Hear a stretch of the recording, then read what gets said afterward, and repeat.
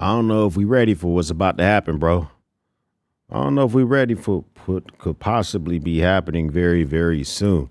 Listen, threats being made across both sides. We're rolling up to another deadline, and we just got all sorts of just escalation rhetoric from both sides of this US and Iran thing that kind of made your boy want to go ahead, fire it up, and talk about it real quick. And see, for me personally, the legality of targets has been pretty kind of like, for the most part, pretty decent on the US side, in my opinion. I haven't assessed the stuff that Israel's doing. The shit that Iran is doing is just, when it comes to the laws of war, I don't think they're really following it at all. But the things that we're talking about possibly doing starting tonight, I think the likelihood of them happening are closer to not, and I'll explain why later, but I still need to show you guys what is going on. First of all, crude oil prices right now, as we're filming this, April 7, 2026, $115 a barrel for crude oil. Brent oil was up pretty high as well. Oil has went up like almost 100% in 2026. Earlier this year, crude oil prices were in the ballpark of sub $70 a barrel. So they're almost up 100%. That's a lot. A lot of it has to do with the start of this war. And I'm feeling that shit in my pockets. I'm not gonna lie to you, bro. This truck is parked right outside my man cave right here. This thing is costing me more and more to fill up. And those are the type of things that I think about. The TikTok that has to do with how everything we've gotten to this point. And it's not as like easy to understand as I thought it was, because it seems like there's so many things that could be happening and could be getting talked about in the background that a lot of it feels very just hard to understand. So the Wall Street Journal has a very good script that kind of gives me like the best understanding of the graphic of the shifting deadlines for a ceasefire plan to come in place March 21st. President Trump gives 48 hours to reopen the Strait of Hormuz, or the U.S. will obliterate their power plants. And he shifted it 5 more days, citing productive talks. So that would go to March 26th. Then Trump provides a new ultimatum for 8 p.m. on April 6th, which is the day after Easter, following a diplomatic request. And then on the 4th, he reminds folks that they have 48 hours or hell will rain down on them. And then on Easter Sunday, he put that crazy. It was a tough ass, crazy ass tweet that was talking about open the fucking strait, praise to Allah. It was a whole lot of, I don't know if it was very productive, but it was put out there. Right. And the next day he updates today, that meaning like yesterday, he updates the deadline to Tuesday, which is today, saying that he didn't want to do it the day after Easter, et cetera, et cetera, et cetera. Now, before any of this started, on March 24th, we sent a 15-point plan for peace to Iran. We sent it to Pakistan. Pakistan conveyed that to Iran. They summarily rejected it. But some of our points that we had listed out here is that we wanted the nuclear program dismantled, in enrichment, missile launch limitation, proxy support had to stop. They had to stop funding Hezbollahs and the Houthis, et cetera, et cetera. They want maritime access, meaning open the Strait of Hormuz. IAEA needed access to review, the program. And these are just a few of them, right?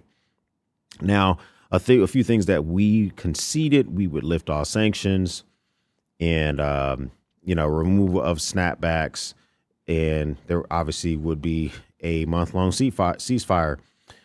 Now, the thing about this is, some of these were non-starters for Iran, but at the same time, some of these things existed before the war started, right? So maritime access existed before this war started. A lot of this other crap has always been happening, but I don't know if this war was why we decided to make these things stop now. But at the end of the day, they all were summarily rejected. And yesterday, Iran sent back their own 10-point plan which has a lot of hard points in it as well. This comes from Preston Stewart, grabs this from the New York Times. And this 10-point proposal was sent to Pakistan for the U.S. to take under consideration. A commitment that Iran will not be attacked again. All American attacks or those of its allies on Iran will cease. So not a ceasefire as in like a temporary ceasefire, like they want the fighting to stop. Number two, a declaration of a permanent end to war, not just a temporary ceasefire. So they want that commitment, like a safety commitment. Number two, they want like a real declaration. Number three, they want to an end to Israeli strikes against Hezbollah in Lebanon, which is one of their proxy groups. Removal of all American sanctions on Iran. This includes snapbacks, cessation of all fighting against Iran's allies in the region. So stop fighting Hezbollah, the Houthis, anybody that they support. No allies in the region no more fighting against them. Opening of a safe passage in the Strait of Hormuz. This is a concession that Iran would be doing. They would open a safe passage. And payment of a fee for the passage of ships through the Strait of Hormuz. Each will pay about $2 million to Iran. So they're saying that they're going to open a safe passage, but you got to pay them $2 million if you want to go ahead and pull up. The revenue from the fee will be shared with Oman. So this is a slight concession. You pay Iran and they share some of the money with Oman, who also is right there at the mouth of the Strait of Hormuz. Rules will be established for the safe passage of ships in the Strait of Hormuz is number 9. Number 10 is part of the revenue will be used for rehabilitation of infrastructure damage in a war.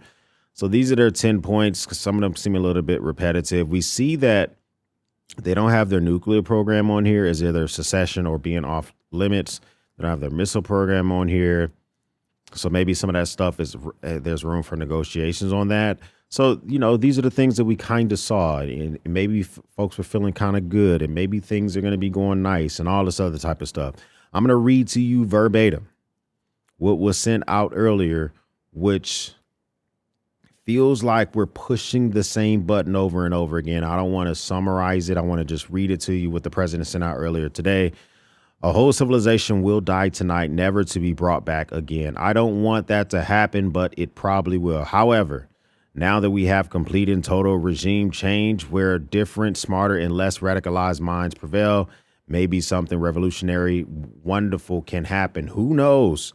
We will find out tonight. One of the most important moments in the long and complex history of the world. 47 years of extortion, corruption, and death will finally end. God bless the great people of Iran.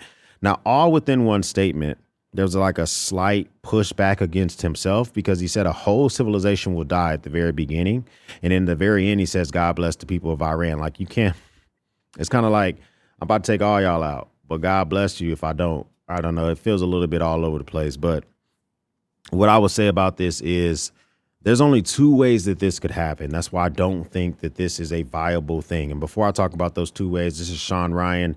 He has a fantastic podcast. He's a former Navy SEAL. He also used to be a part of the CIA. A few weeks ago, he said he was going to liberate the Iranian people from an evil regime.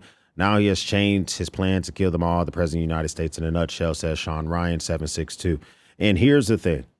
Yes, I would say a few months ago, we were pressing the Iranian people to go into streets, and we were going to be sending help soon. And a lot of them died. A lot of them, I don't know if they thought we were going to.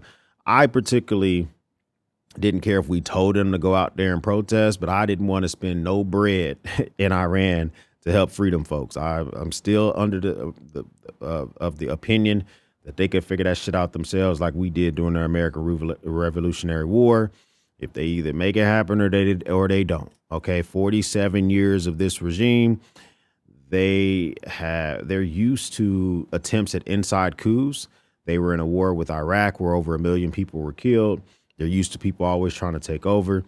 Us threatening them on the internet, that shit ain't gonna make them change their mind about nothing. It's not gonna make them change their mind about nothing. I think, matter of fact, it's just gonna give them more resolve to do all sorts of crazy shit that's been going on around the region. Now, there's some things that lead me to believe they're happening so fast that we got to keep our eye on them. And I'm not calling these terrorist attacks. I'm not calling these activations. I'm just seeing these as that Even as we're looking at Iran, let me detour you and just look about stuff that's going on in different parts of the world that you need to keep yourselves abreast of. Ontario, California, a 1 million square foot warehouse. A 1 million square foot warehouse is like the size of major hospitals. That's humongous. On fire, no words of casualties. So we're losing major fires to stuff. We're going to get more investigation to see if there was foul play involved in that. But also we have footage from the Israeli consulate in Istanbul, Turkey, where there was an armed clash in front of the consulate. And so what the heck is going on with this? Is this like, why? I'm not sure what was going on with that, but this leads me to believe more. Of course, we're doing this thing in Iran with our greatest ally. Is this people out there that's upset about that? What is it? Could it happen here? It's something I'm always vigilant about. You need to be vigilant about as well, especially if you live in DC where all the embassies are. And then we even have the Bridge of the Americas in Panama City, Panama, where a tanker truck catches fire, a fuel tanker truck catches fire, multiple injuries reported. It is odd to me that a fuel tanker truck blows up in the middle of the bridge. That's weird to me. Okay. No foul play is being listed right now, but all this type of stuff can affect different things. Okay. I don't want us to just ignore the different things that we need to still be vigilant about and just only focus solely on what's going on in Iran. You know, Iran is some major stuff going down. I mean, because at the end of the day, my pockets is being hit. If we can't get the things that we need for pharmaceuticals, for helium, for fertilizer, for petroleum, for oil, like everything is rising cost wise and everything stems from what's going on around the world. So we have to pay attention to all that type of stuff. So we also see that the fighting has not stopped. You know that, right? I showed you the TikTok of what's been going on for like the last 12 days or so, but the fighting has not stopped in Iran. We're getting reports that nearly every major railway in Iran, the civilians use and also the military use, which I think are viable targets when it comes to the legality of targets and the law of warfare. But they're getting multiple strikes all over the countries. Here's another video showing a strike on a railroad, and Iran has suspended all train transportation around the entire country because of these strikes. So, but the language that the president used earlier, it kind of steers us away from clear military focus to just like almost like I don't know, it's like almost genocide type language, right? But there's only two ways that can happen, and as I mentioned earlier. Number one, it would have to be a ground force that would blow our freaking minds if we were going to take out an entire civilization. Number two, it would have to be dropping of the same type of, bombs that were used in Japan, but bigger. I don't see either one of those happening. So I think that a lot of people who are kind of sweeping for the president, I think they're sweeping reflexively because they're saying that they're kind of using the same tired language as the art of the deal. You just don't know he has a plan. All that could be true. I'm thinking of like a logical way. Could what he's saying actually happen tonight?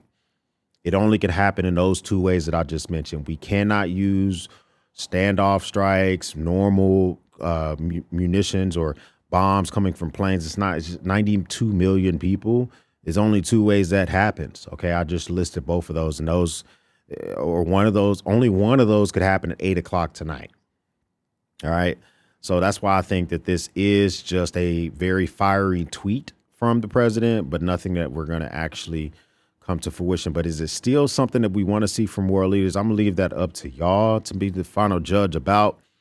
But for me personally, I don't think it helps with diplomacy. You know what I'm talking about? I don't know if that helps with my pockets. I don't know if that's going to do anything but escalate and make things even bigger. So we're seeing different factories and universities being hit, but it's not just that.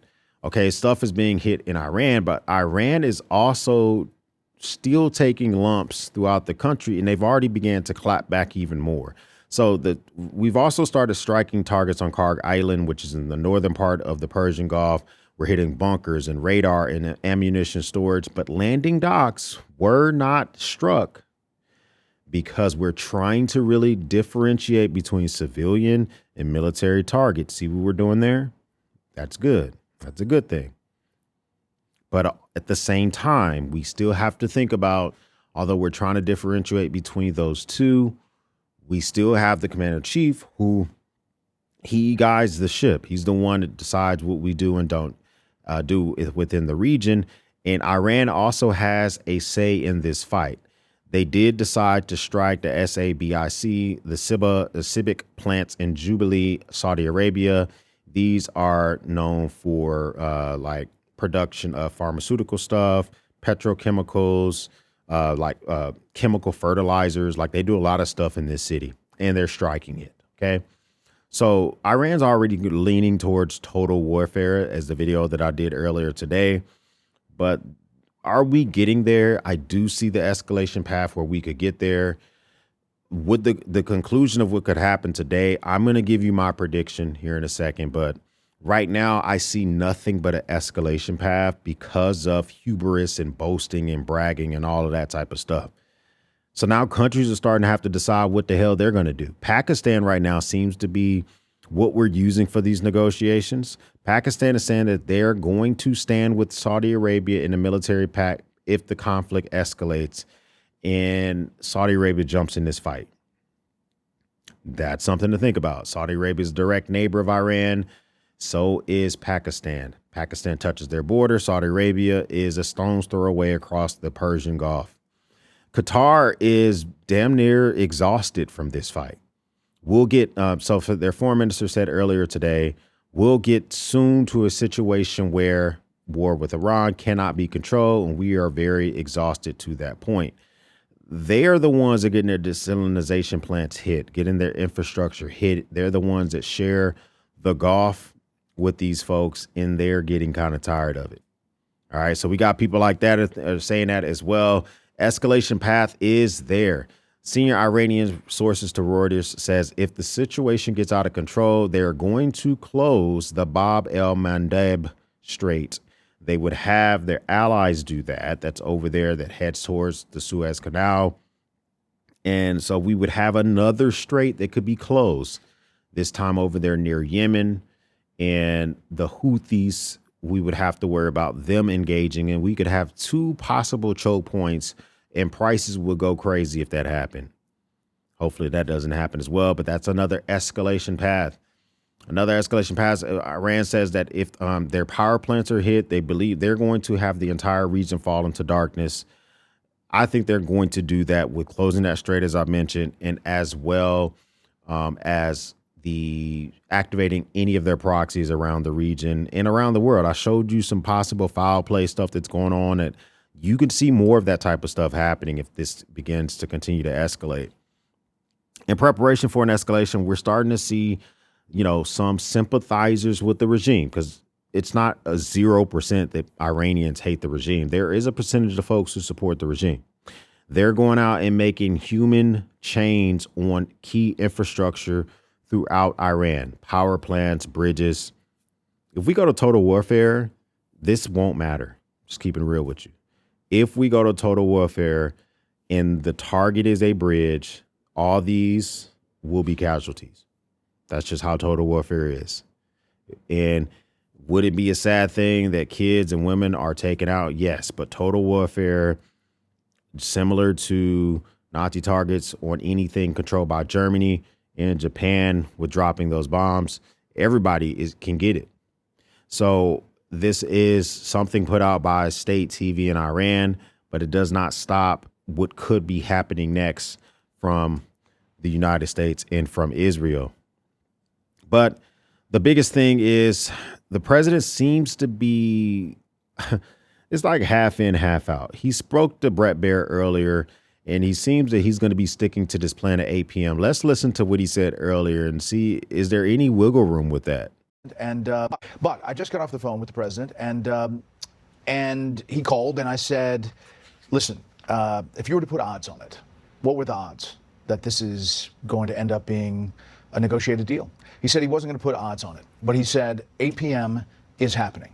That's what he said. He said, it is, if we get to that point, there is going to be an attack like they have not seen. Now, he's sticking to that at this point. Now, he said if negotiations move forward today and there is something concrete, that could change. But at this hour, he didn't want to put odds on it, but he said it is moving forward with the plans that we have. That's a huge deal. And obviously, we all think that it's a thing that he's putting out there to say, don't do this. He says he doesn't want to do it, but he is, at this hour, sticking to it and saying it might be likely if they don't come to the table.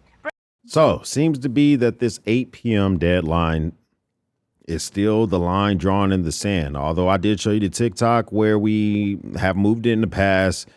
And the president also told someone else at Fox News that based on the progression in negotiations today, he may extend the deadline to escalate against infrastructure targets in Iran. Will be the 4th time that he has done so. So a few hours later, he's saying that, he may move that, shift that again. Listen, it is all over the place right now when it comes to what we can do to actively prepare for this stuff. It is kind of hard to predict and to know, and what should you be doing next? Me particularly, same advice I had earlier. If you have the ability to keep your vehicles full, keep extra fuel and stabilize it, and just always kind of be at the ready, avoid certain public spaces, especially if this thing does escalate, because you don't know who could be activated, who can be sympathizers, and all of that good stuff. Wanted to present this to you in such a way that you can digest it and you can do with the information that you see fit. First time stopping by, hit the subscribe button. I would love to have you a part of the battalion. If this is not your first time stopping by, well, thank you once again for watching me run my grape. Everyone else, we'll speak soon.